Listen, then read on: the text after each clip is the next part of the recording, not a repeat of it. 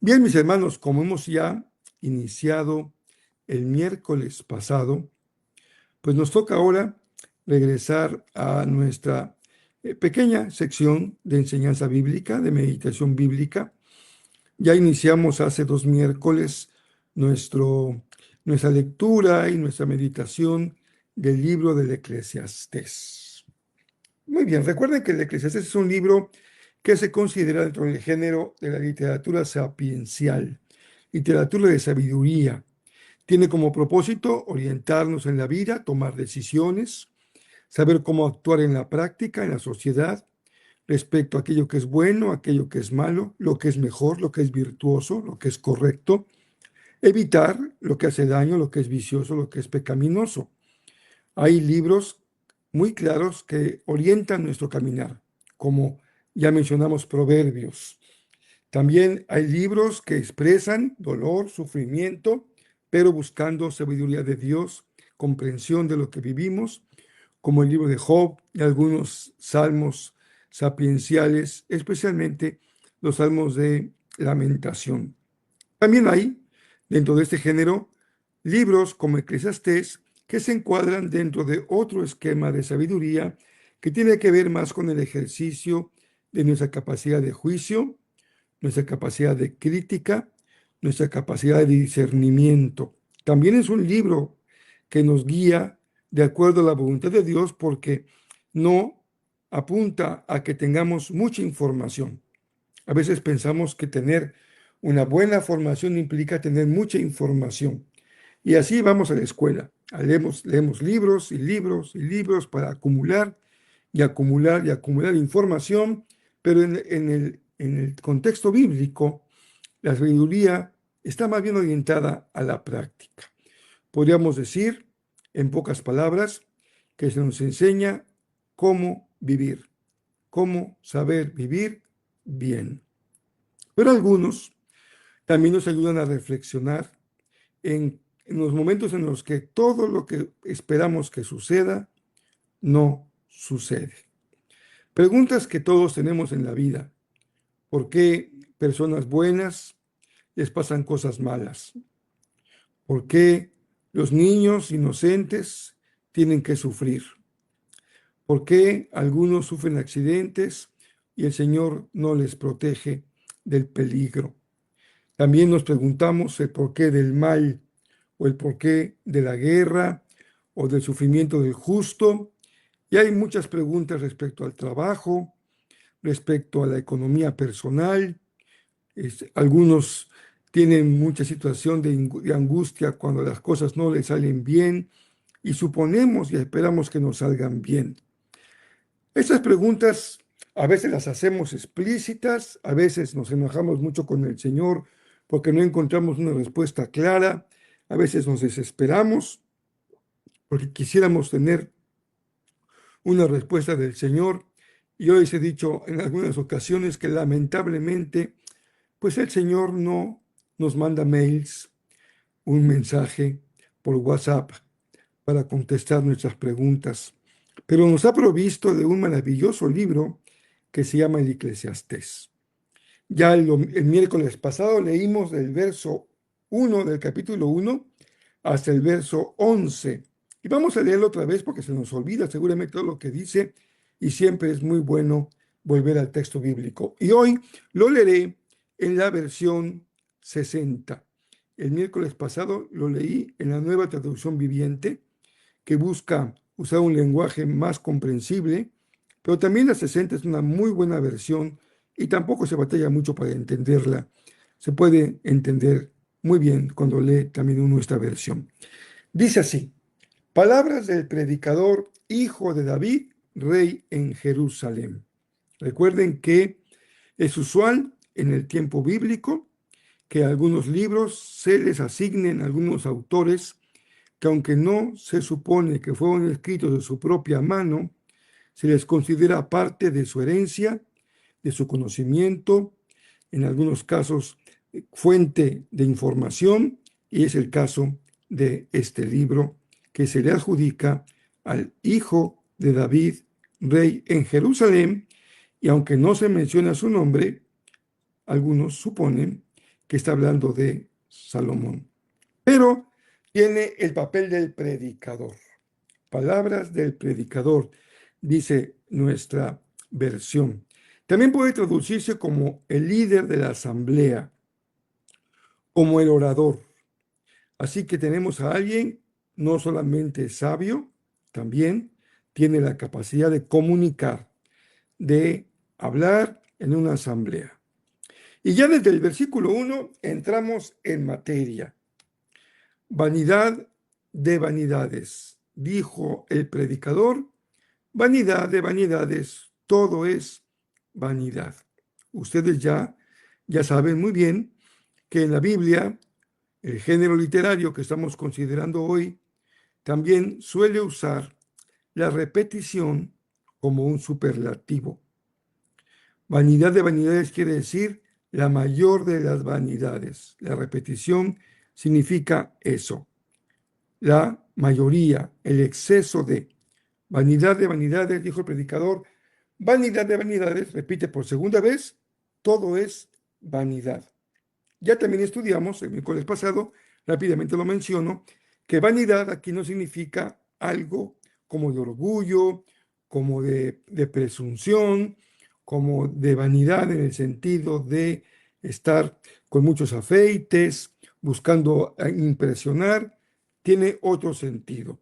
La palabra vanidad puede traducirse mejor como vacío, insubstancial, sin contenido, sin firmeza. Y viene una primera pregunta. Ya va orientándonos el libro a lo que el autor va a reflexionar. Y es una pregunta que todos nos hemos formulado en algún momento de nuestra vida. ¿Qué provecho tiene al hombre de todo su trabajo con que se afana debajo del sol? Como quisiéramos ver el fruto del trabajo, como lo anhela nuestro corazón, pero no es lo más común. Generación va y generación viene, mas la tierra siempre permanece. Vean cómo aquí hay un equilibrio entre lo que cambia y lo que permanece. Las personas nacen, crecen, maduran, declinan y mueren. Generación va, generación viene. Mas la tierra, esta es lo que es continuo. También vuelve a este ciclo, la observación de la naturaleza. Sale el sol, se pone al sol y se apresura a volver al lugar donde se levanta. El viento tira hacia el sur y rodea al norte.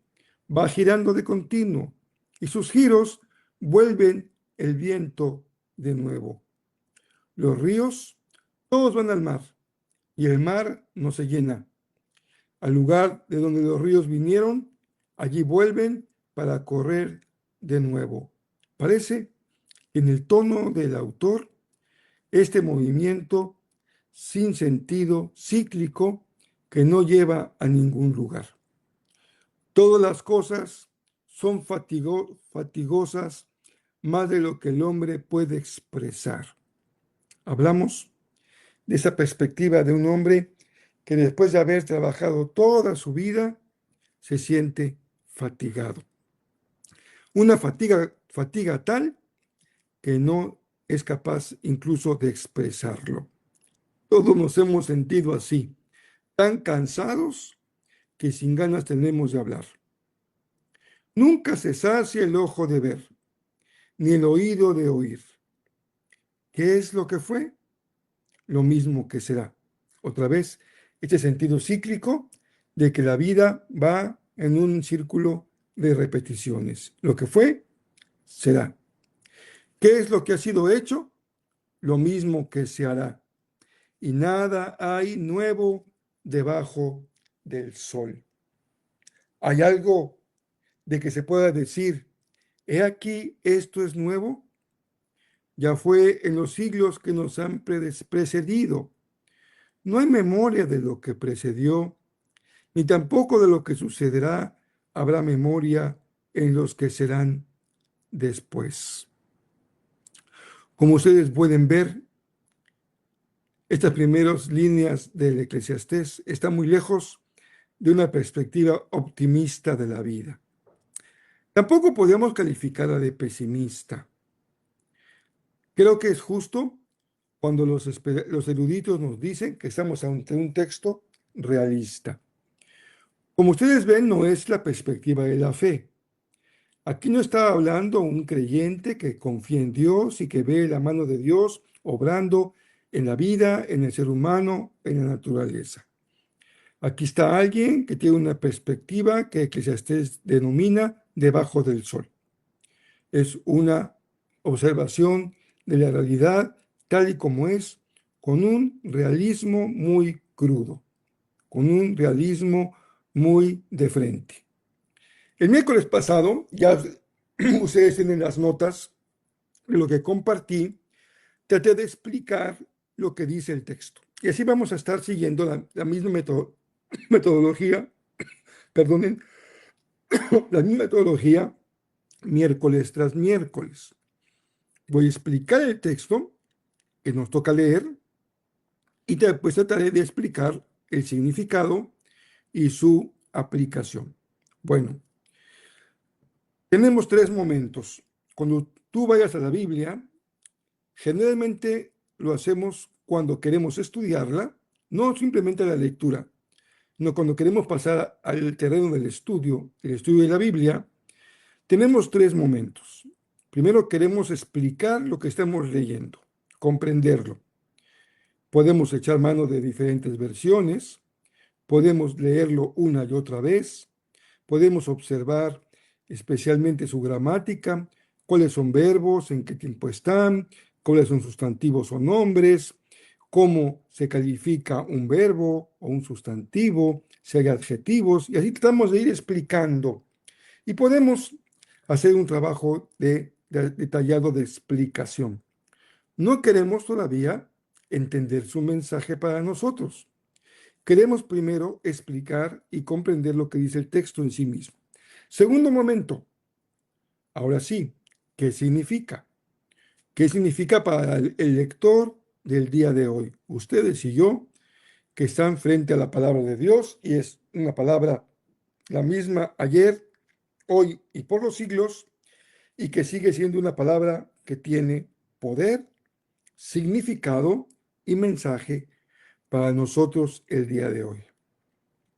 El tercer paso es muy importante, porque el tercer paso es el que nos lleva a preguntarnos, ¿qué quiere el Señor que yo haga? ¿Qué me enseña a mí para mi vida?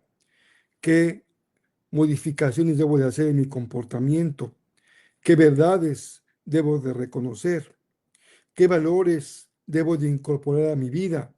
Porque recuerden que la Biblia no se dio nada más para informarnos, la Biblia se dio para transformar nuestra vida y no podemos quedarnos nada más en entender lo que dice, sino siempre tenemos que llegar al punto de aplicar, de poder encontrar un mensaje para que nosotros pongamos en práctica. Y si somos adultos, es todavía más importante que lo practiquemos porque un adulto no aprende más que con la práctica. Es la mejor forma de aprender, practicar. Muy bien.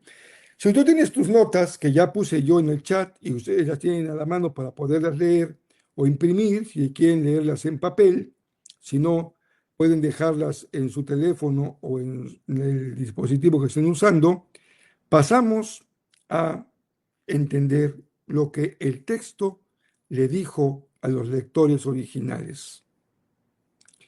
En el mundo de Israel, la sabiduría tradicional, léase Proverbios, enseñaba que la vida tiene un orden moral claro.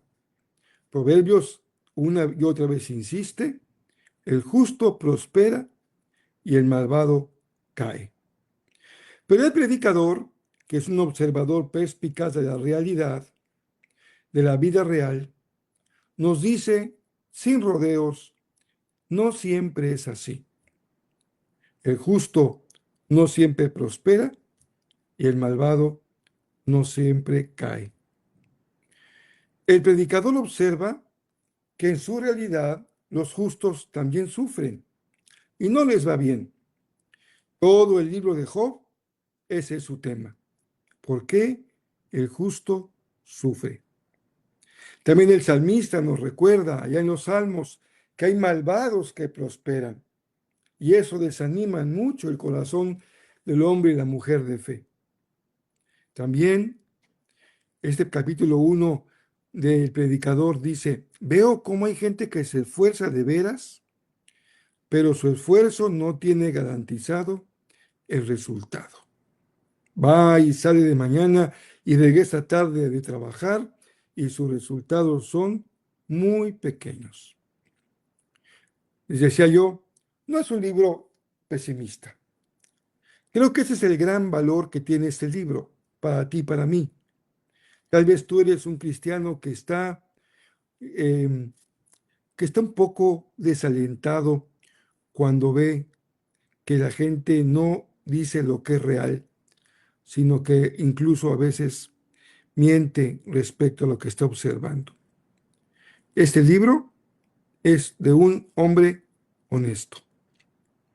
Y esa honestidad lo pone en la misma línea de Job, y especialmente del Salmo 73, donde ese creyente confiesa que casi pierde su fe al ver cómo marchan las cosas en el mundo.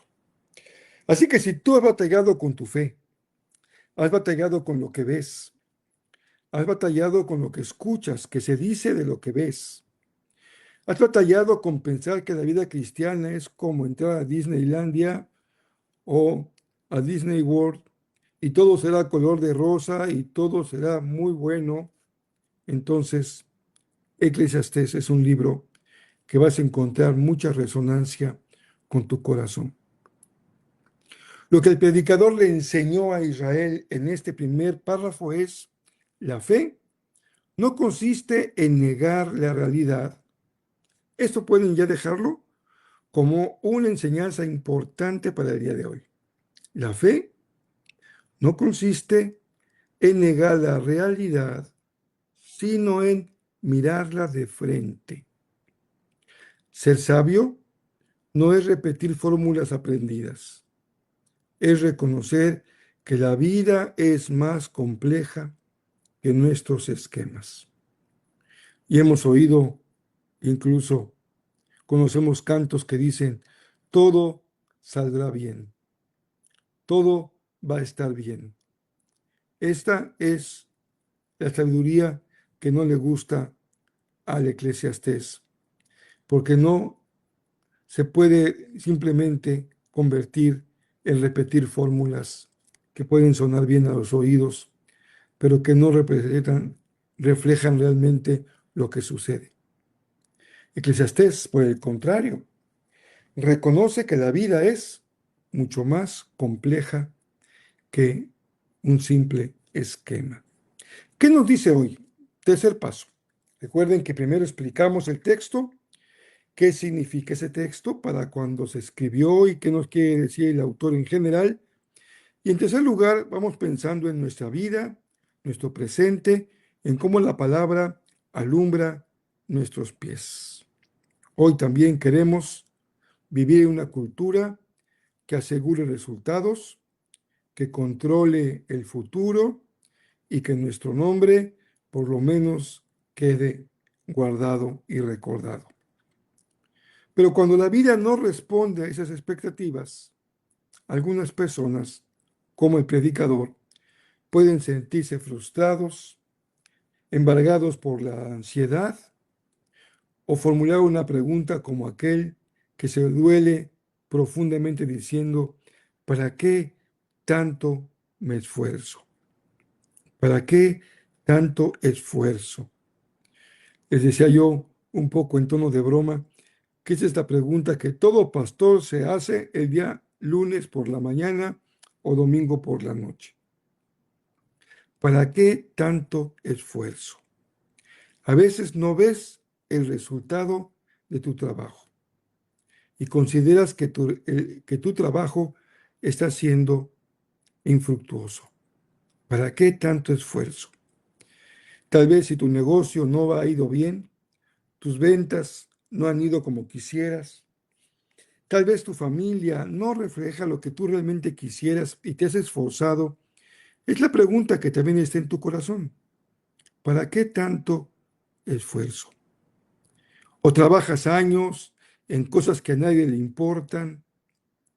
Esto también puede ser un problema severo para los que escribimos libros o pretendemos escribirlos y decimos, este tema es importantísimo y además lo abordé muy bien. Creo que estoy aportando algo importante y no vendes más que un libro y medio. Y te has pasado años chambeando. Trabajas en años en algo que finalmente dices, ¿y a quién le importa? Cambian las circunstancias y parece que todo eso en lo que dedicaste tantos años, nada quedó. Se rompe tu esfuerzo. Construyes algo con tus manos y un día lo vas a dejar atrás. Todo esto ya se me está acabando el tiempo y espero así terminar hoy esta sección. Todo esto tiene un nombre que le da el predicador. El nombre en hebreo es Hebel y que quiere decir vacío. Todo está vacío, no tiene contenido. Es una forma de describir la realidad. Cuando medimos el valor de nuestra existencia por lo que logramos retener, terminamos decepcionados. Porque casi todo aquello en lo que hemos puesto nuestro corazón es frágil. Ojo, aquí hay una gran sabiduría y eso nos libera de una gran ansiedad en la vida cuando comprendemos el sentido de esta expresión tan realista, pero tan sanadora, tan liberadora. No caigamos en el error de medir el valor de nuestra existencia por lo que logramos retener permanentemente. Tu vida, dijo Jesús, es más. Tu vida es más de lo que comes, más de lo que te vistes, más de lo que compras, más de la casa en la que vives, más del trabajo que tienes. Porque todo eso en lo que ciframos nuestra felicidad es muy frágil. Y esa es la gran bendición de Eclesiastés. Es como que alguien se acerca y nos da una buena sangoloteada, así decían mis abuelas, una buena sangoloteada para que volvamos en sí, para que no vivamos en la ilusión de poner nuestra vida en las expectativas de aquello que nunca nos va a satisfacer plenamente. Es como dice esa expresión digamos, muy visual. Hay personas que ponen la escalera en la barra equivocada. Suben peldaño tras peldaño tras peldaño, se esfuerzan y se esfuerzan y se esfuerzan, y al llegar hasta arriba, se dieron cuenta de que estaban en la barra equivocada. Vamos al tercer punto de hoy. Está en sus notas. Si por alguna razón no termino a tiempo, no me alcanza el tiempo para terminar, ustedes léanlo y terminan la lectura.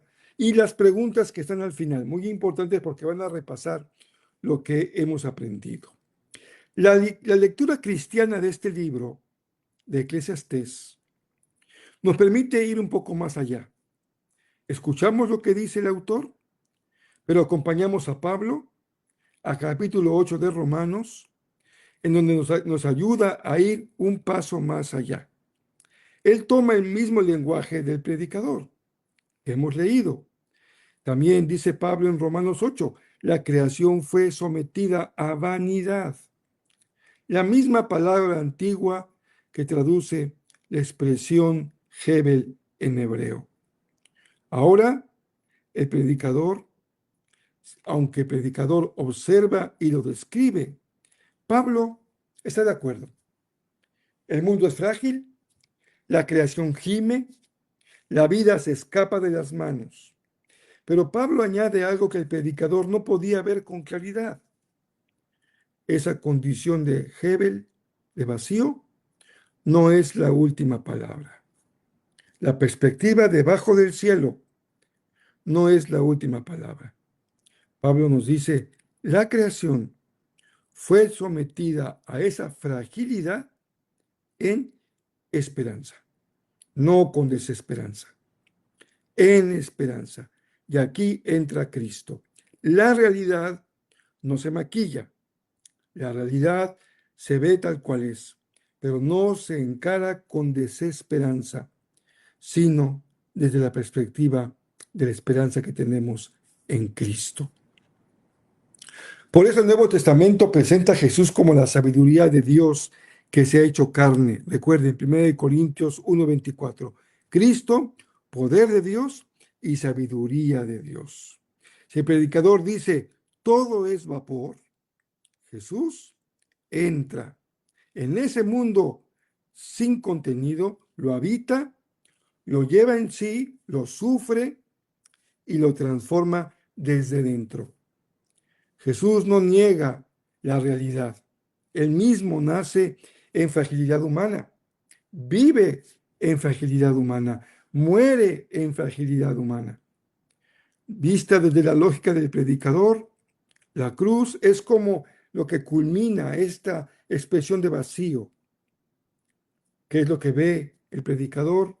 Que se cumple en Jesús, el justo que muere joven, el justo que muere sin motivo y el justo que muere sin haber asegurado nada para sí mismo en esta vida. Muere desnudo, con una túnica que ya se han repartido los soldados. Pero la resurrección introduce algo que el predicador no podía anticipar. Una novedad que aquí se rompe lo que dice el predicador, otra vuelta del ciclo. No. Aquí se irrumpe lo eterno en medio de lo temporal, lo que es realmente nuevo. En Cristo, Dios hace nuevas todas las cosas. Una novedad que no se desgasta. La vida que tenemos en Cristo no se desgasta. Vida que vence a la muerte. Esperanza que no se evapora. Una plenitud que no está vacía, sino que es real, sólida y definitiva. Corintios 5:17 dice, las cosas viejas pasaron, he aquí, todas son hechas nuevas. Con esto terminamos hoy. Me falta un pedacito, léanlo por favor. Les digo que está el material ahí en el chat de Jezreel y no dejen de contestar las preguntas para que podamos sacarle mucho más jugo a la enseñanza de cada miércoles. Bueno, me faltó prácticamente una página, pero ahí está. Ustedes la pueden leer, la van a entender muy bien para que puedan también aprovechar. En una segunda lectura profundizamos mucho más. Les mando un abrazo muy cariñoso, muy fuerte. Mañana es un día muy especial porque van a jugar los Pumas, el primer partido. Así que todos bien atentos porque vamos a ganar. Y si por alguna razón algo pasa, el domingo de regreso, que es el segundo partido, pues ya nos desquitamos. Espero que todos sean felices junto conmigo. Lamento si a alguno le va de Cruz Azul. Bueno, pues eso, nadie es perfecto en esta vida. Y el Señor siempre tiene misericordia del pecador que se arrepiente. Les envío un abrazo muy cariñoso. Que estén muy bien. Dios les bendiga muy ricamente.